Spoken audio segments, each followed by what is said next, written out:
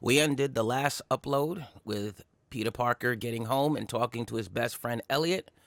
Peter's messing with his vintage soda machine. One bursts out, and that's it. A little bit of a statement. Maybe the story is a can of soda. And of course, hints to his interest in mountain climbing, which explains some of the stuff he was doing at the beginning of the first upload in issue 1. Synful Corporation going to be a major player in the series. Here is a rep, Victoria Vassar. Some will recognize this character from my more mature and adult 4-6 series. So apparently one of those type models is active in this universe also. We meet the future Doc Ock, Octavius, and their meeting, and there's a bit of discussion. So in this universe, or this version of it, Doc Ock has a daughter who is in a catatonic state, meaning she's been in something like a coma for almost a decade.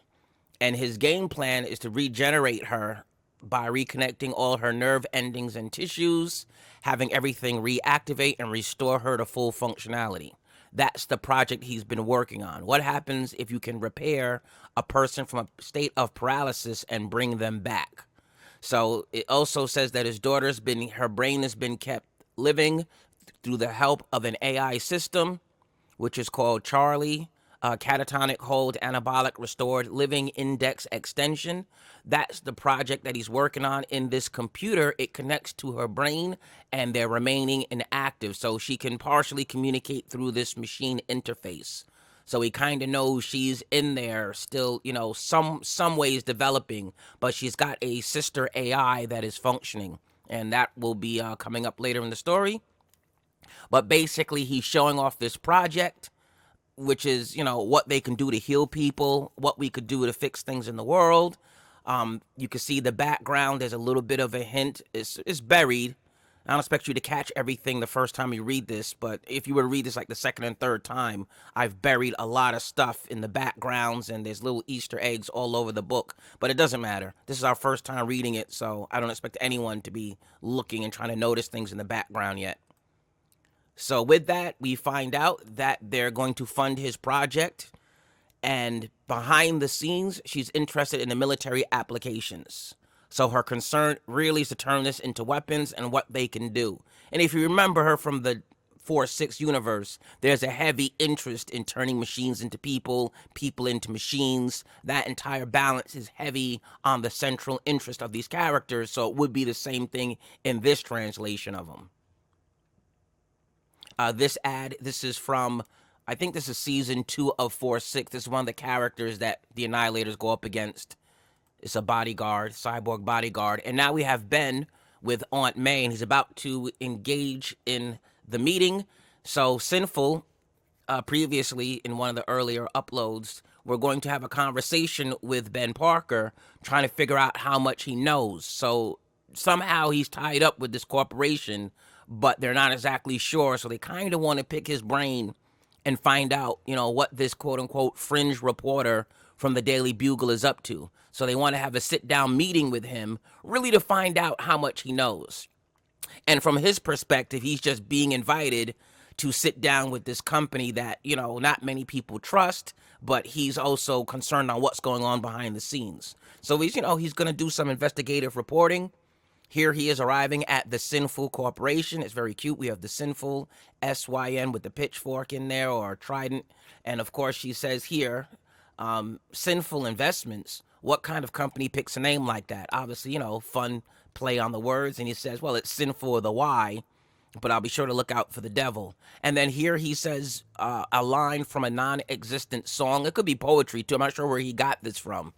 But he says, and the devil said, please sit, let us sup. Sup is like dinner. Almost you could imagine like supper, but sup. Such gentle sips, more poison for your cup. Which is, something the devil would say to a guest as they're playing host. But anyhow, he meets this other AI, so you can see already there's a lot of computer stuff going on in this, this dynamic Spider-Man universe. There's a lot of AI, a lot of machines. We talked about that in the beginning. Some people are very pro machines and man merging and interacting. Other people think it's a problem. But as it is, this is a great 3D shot. You can see the depth of the room. If you put on the 3D glasses, that's what this symbol tells you. This scene is best viewed with 3D glasses. You can see a very cool effect here. And that's sprinkled throughout the book. I didn't do it like every page or the whole thing, but in very cool sections of the book, I just give you a very nice sprinkling of 3D. And then we get to Saint Arc University. It's pretty obvious in your face. The Saint is science and technology, and the Arc, A-R-K, is the advancement of rare knowledge. So it's Saint Arc University. Obviously, for those of you that are paying attention, it's code name for Stark University. So there's a tie-in, obviously, set some breadcrumbs for the future. And we have the students in class. You know, so Peter Parker is at university. That tells us his final age is early in university. And we have the character with the blonde hair. If you've seen the cover, you could surmise who this is. You know, first she takes a pencil and she, you know, noodles him in the ear with it. He turns around and she pretends she's doing nothing. He gets a phone call from Ben and he chooses to ignore the call from Ben. So this is going to be happening in real time to Ben's adventure and Pete in school. And then the character gets a rubber band and shoots him in the ear. And he says, "Quit it, Gwen," which is the reveal that this is Gwen Stacy. And apparently this is going to be the early nature of their relationship, where she's in school with him. She's a classmate. You know, she seems to have a teasingly poking fun at Peter Parker sort of vibe. We won't go any further. That will be next week's upload. But this is the Dynamic Spider-Man Plus, done by Drew Spence. Art and story. It's an 8-book series, completely done. We're uploading on Thursdays or Fridays. So this is the upload for the end of 2021.